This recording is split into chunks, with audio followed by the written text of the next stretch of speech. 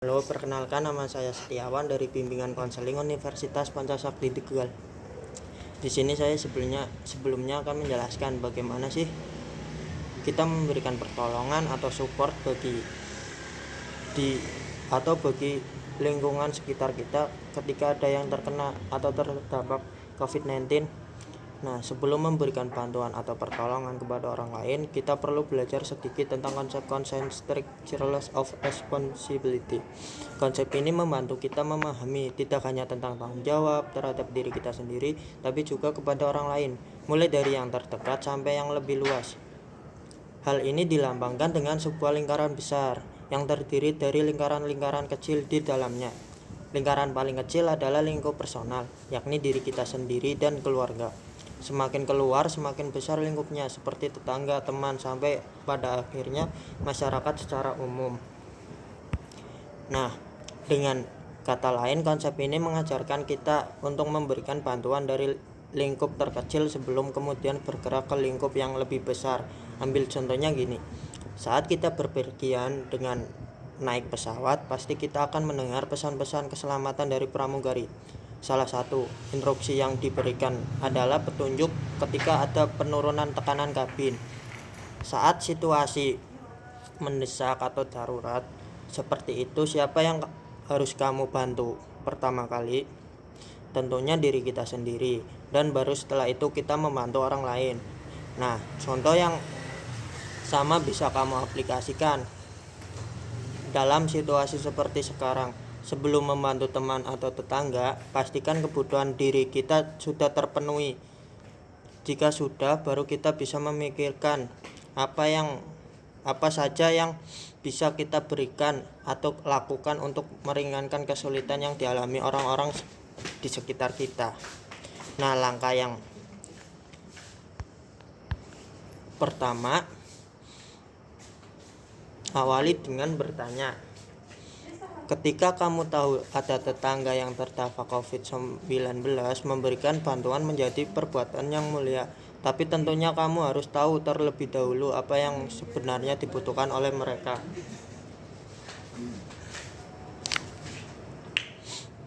Sambil menerapkan physical distancing atau pembatasan fisik, kamu bisa melakukan ini dengan bertanya langsung dari jarak sekitar 1 meter sampai 3 meter dan menggunakan masker, atau bisa juga dengan mengirimkan pesan tidak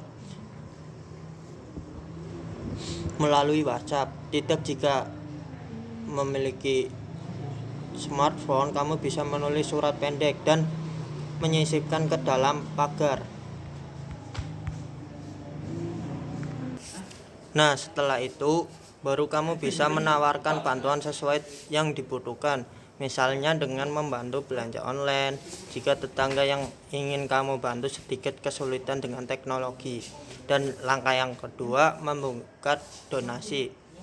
Hari demi hari terdampak dari pandemi COVID-19 mulai terasa nyata dan begitu memberatkan. Pada 4 April 2020, Dinas Tenaga Kerja dan Transmigrasi DKI Jakarta melaporkan ada banyak 1039.288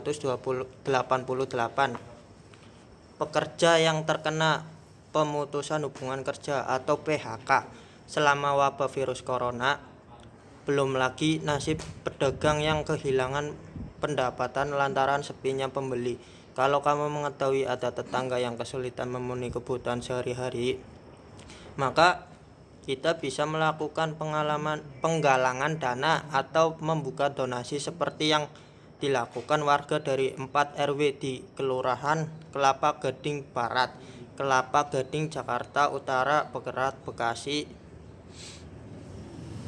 Berkat aksi tanggap tersebut, mereka berhasil mengumpulkan 819 paket kebutuhan bahan pokok untuk warga yang membutuhkan.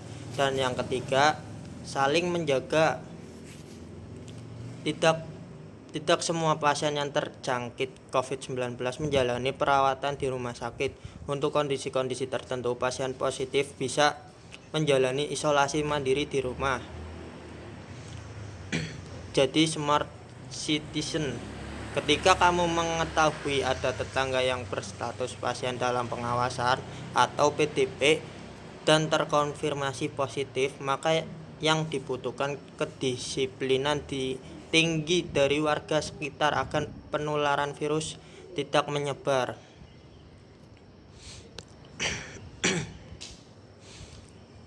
Nah, di tengah masa sulit seperti ini, rasa empati antar sesama sangat dibutuhkan untuk membangun masyarakat yang resilient atau tahan terhadap suatu bencana. Jadi agar Indonesia ini bisa cepat lebih pulih dari pandemi COVID-19, kita harus saling bersama-sama membantu, dimulai dari lingkungan yang terdekat ya. Terima kasih sebelumnya. Wassalamualaikum warahmatullahi wabarakatuh.